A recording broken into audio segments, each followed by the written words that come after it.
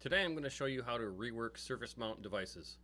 I hear from a lot of people that they will not use surface mount because through-hole is so much easier to work with. It's easier to repair, it's easier to modify, and I even hear people say that surface mount isn't fixable.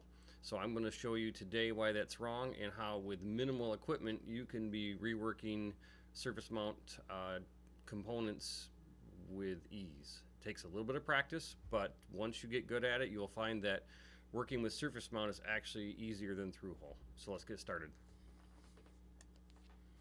So here's my board. I need to replace a chip today. This is the chip I need to replace. This is a rather difficult part to replace. I'm going to show you here what the part is. So if you look at the data sheet, you'll see that it's 0.65 millimeters between the leads of the component here, which means about 25 thousandths of an inch between the leads. So very fine pitch.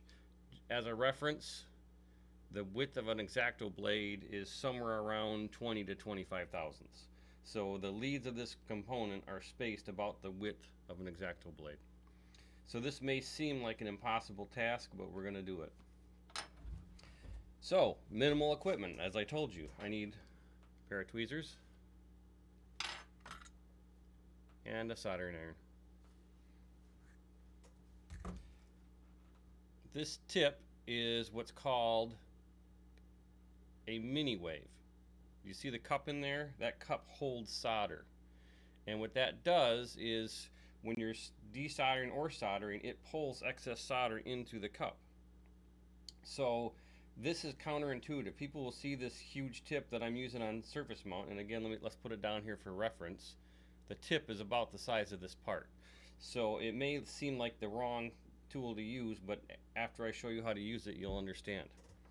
So how do I remove this part? It's a 16-pin part. How do I remove it from the circuit board with just a soldering iron? It's very simple. We're going to add solder to each side of the part. Be careful not to get solder on the surrounding components. So I'm just going to add a whole bunch of solder, and I'm going to basically short all the leads together on this part.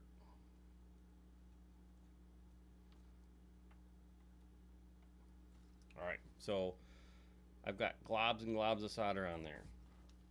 So now I'm going to go back and forth on each side, keeping the solder warm. When all the leads are finally heated up, I just kind of flick the part. So I just flick it off. And now we have to very carefully look to see, did I knock any other parts off the board when I did that? And you'll notice I didn't. So if you're really careful, even when you have a part right here,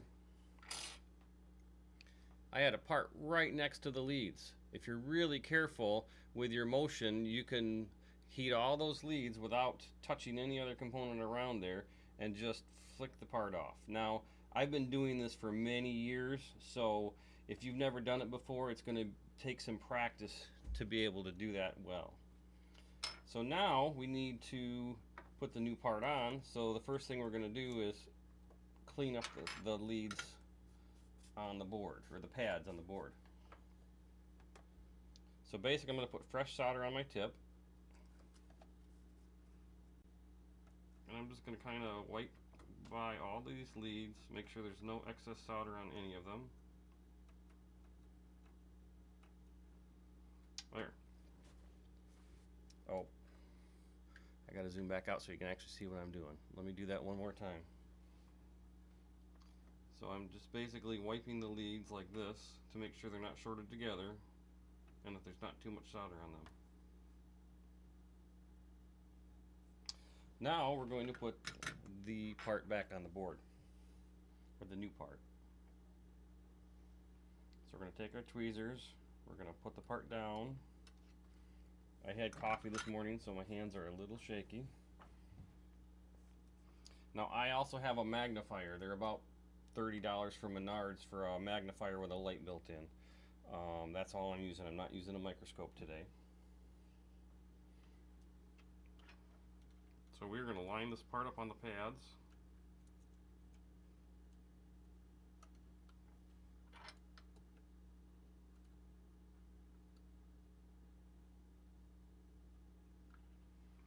Now, I soldered one corner.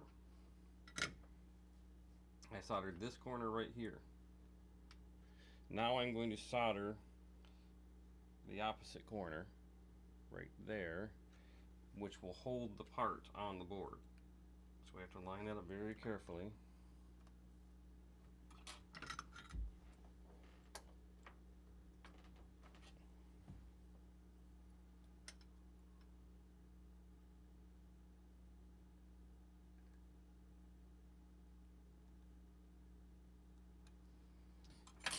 And I just dropped a dot of solder on one of the components nearby.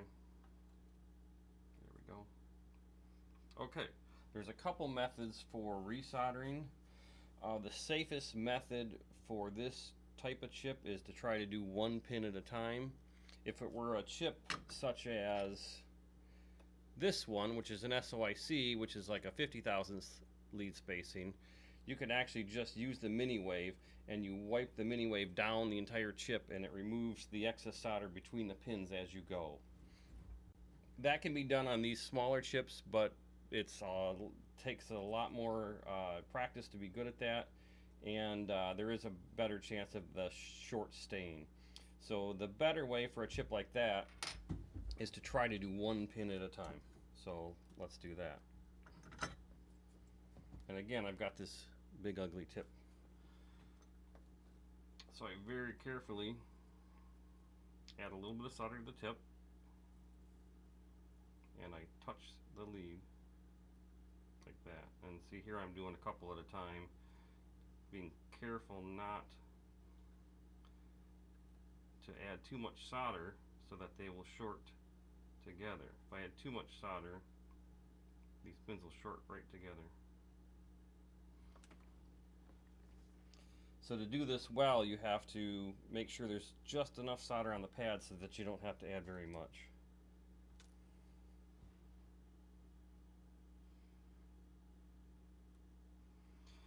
Normally I would turn the board around to do this, but I taped it down because for the video I wanted it not to move. So I'm trying to do it with the opposite hand, and it's a little bit harder. It's like I've never soldered before when I try to use the opposite hand.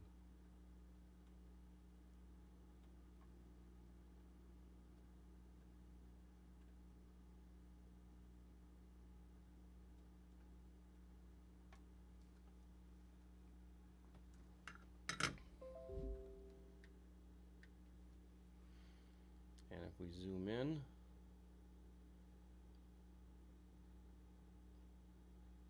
you'll see the part soldered back down on the board. So like I said, this is one of the hardest to do. So if you could do this one, then think about how much easier the SOIC packages or a resistor or a cap would be. It just takes a little bit of effort, and you can actually get really good at it. And doing modifications is a lot easier, especially if you can only get to one side of the board. Like let's say the board's in an enclosure, but the surface mount side happens to be facing out. You can rework a pedal or an amp or whatever you're working on without removing the circuit board. In through-hole, you have to be able to get to both sides of the circuit board to do rework. So that's one of the reasons I say surface mount rework is actually easier. So I hope this was helpful. Give me some comments of what you thought about the video, and if you have any suggestions for any other videos you'd like me to do. Thanks.